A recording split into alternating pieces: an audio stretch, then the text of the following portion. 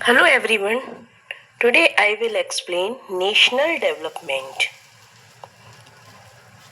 जिस तरह लोगों के सेल्फ डेवलपमेंट गोल डिफरेंट होते हैं, प्रीवियस वीडियो में आपने सुना कि हर आदमी के एस्पिरेशन डिफरेंट होते हैं। जिस तरह सेल्फ डेवलपमेंट गोल डिफरेंट होते हैं, उसी प्रकार उनके आइडियाज़ नेशन के डेवलपमेंट के लिए भी मीन्स कंट्री के डेवलपमेंट के लिए भी डिफरेंट पीपल के जो गोल एट्रीब्यूट्स हैं नेशन के लिए भी डिफरेंट होते हैं। कोई किसी का होगा कि जिस कंट्री में इंडस्ट्री ज़्यादा है वो डेवलप्ड है। कोई कहेगा जहाँ लिटरेसी रेट अच्छा है वो डेवलप्ड है। कोई कहेगा जो गेम्स में स्पोर्ट्स में आगे है कंट्री वो डेवलप्ड है। तो क्या है कि जिस तरह individual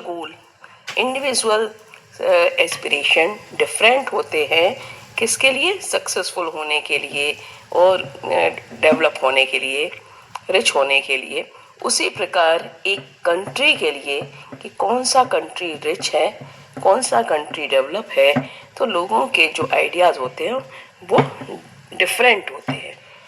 We can say different person could have different as well as conflicting notion of a country's development.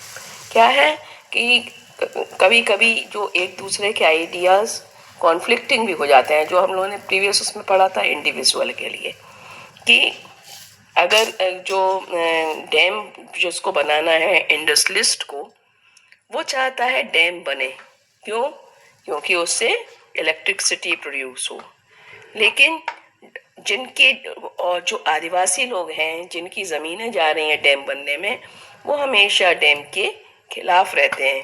तो ये कॉन्फ्लिक्टिंग भी हो सकता है। तो उसी तरह नेशन के उस पे देखें तो नेशन के बेस पर भी हम लोगों के जो आइडियाज़ हैं वो कॉन्फ्लिक्टिंग हो सकते हैं।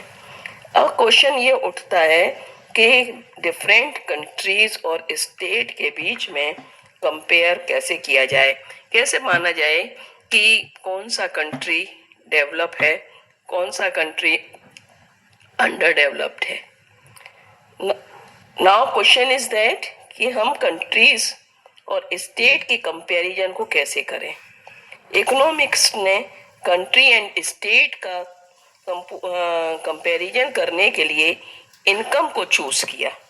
इसको इनकम को, कि जिस कंट्री की या जिस स्टेट की नेशनल इनकम या स्टेट इनकम ज़्यादा होगी तो वो कंट्री या स्टेट डेवलप्ड होगा।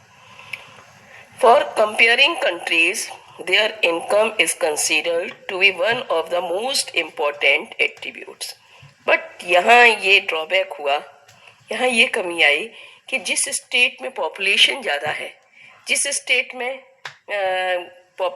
जनसंख्या ज़्यादा है, जिस कंट्री की पॉपुलेशन ज़्यादा है, वहाँ की जो टोटल इनकम है पॉपुलेशन वाइज वो ज़्यादा हो जाएगी। तो मीन जिस में जहाँ पे पॉपुलेशन कम है वो फिर डेवलप नहीं कहा जाएगा, ऐसा माना गया। बट यहाँ ड्रॉबैक क्या हुआ, जिस कंट्री में पॉपुलेशन अधिक थी वहाँ की नेशनल इनकम भी अधिक हो गई। However, for comparison between countries, total income is not such a useful manner. तो ये फेल हो गया idea. Since countries have different population, क्यों?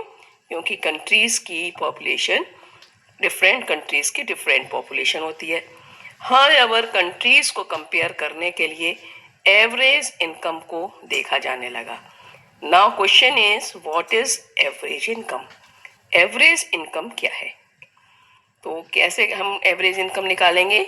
If total income of a country is divided by its population, it is called average income और per capita income. इसको हम per capita income भी कहते हैं।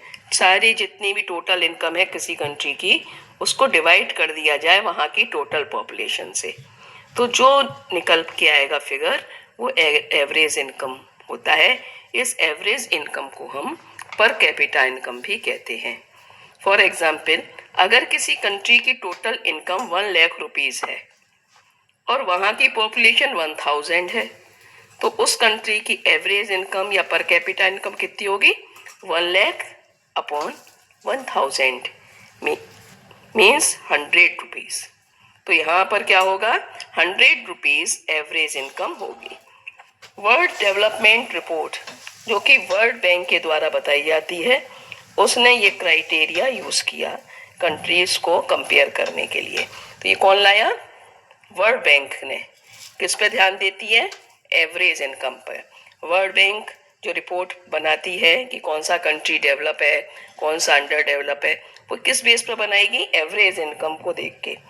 तो अकॉर्डिंग टू 2016, तो उसमें कंट्रीज की पर कैपिटा इनकम $12,236, और अगर इससे एवव है तो वो कंट्री क्या कहलाएंगे? Rich country. यूएस डॉलर को लिया गया। कंट्रीज विद $1005 और less are called low income countries. India comes low middle income countries because per capita income of India is just $1840 per annum। ठीक है, तो इंडिया किस में आता है? Low middle. ये 2016 के डेटा के बेस पर है। अब नेक्स्ट आता है इनकम एंड अदर क्राइटेरिया। क्या इनकम को देखकर ही हम पता लगा लें कि अमुक कंट्री डेवलप्ड है या अंडर डेवलप्ड है? तो और भी क्राइटेरिया देखे गए। जब हम इंडिविजुअल एक्सप्रेशन और गोल की बात करते हैं, तब कोई भी इंडिविजुअल बेटर इनकम के साथ साथ freedom, security, respect etcetera thing की भी डिमांड करता है। उसी तरह अगर हम नेशनल डेवलपमेंट की बात करें तो सिर्फ एवरेज इनकम की से कोई कंट्री डेवलप नहीं कहलाता। और भी एट्रीब्यूट हैं जो किसी कंट्री को डेवलप बनाते हैं। For example, literacy rate, life expectancy, infant mortality rate, ये सब चीज़ें किसी जब हम कोई कंट्री डेवलप होती है तो इन चीज़ों को भी देखा जाता है। Now question is, what is infant mortality rate? Means IMR, infant mortality rate, indicate the number of children that die before the age of 1 year as a proportion of 1000 live children born in that particular year। एक particular year में 1000 बच्चों में जो बच्चे 1 year के complete नहीं हो पाते, उससे पहले उनकी डेथ हो जाती है। तो जो ये रेशियो निकलता है उसको हम कहेंगे infant mortality rate. Now next question is literacy rate. What is literacy rate? तो ये literacy rates measure the proportion of literate population in the 7 and above age group. 7 years तक का कोई बालक, कोई भी चाइल्ड कोई भी एक लैंग्वेज पढ़ या बोल सकता है समझ के, तो वो लिटरेट कहलाता है। तो जो भी प्रपोर्शन लिटरेट लोगों का, ये लिटरेसी रेट कहलाएगा। नाउ नेक्स्ट एक और एट्रीब्यूट देखते हैं, net attendance ratio. Net attendance ratio, कितने लोग स्कूल जा रहे हैं, is the total number of children of age group 14 and 15 years attending school as a percentage of total number of children in the same age group। 14 और 15 years के कितने बच्चे school जा रहे हैं, ये उसका जो काउंटिंग है वो कहलाती है net attendance ratio.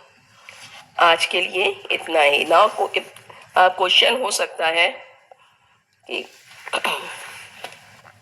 what is per capita income? तो per capita income is a measure of the amount of money earned by per person in a nation or geographical region। Next आ सकता है question, what is meant by development? ये भी एक question हो सकता है। भी आपने पिछले वीडियो में सुना development. Development means improvement in the quality of life along with an increase in income. Next, per capita income is the average income of the citizen of a country and is equal to the total income of a country divided by the total population. Yes, for today it's enough. Thank you. Subscribe the channel. Thank you.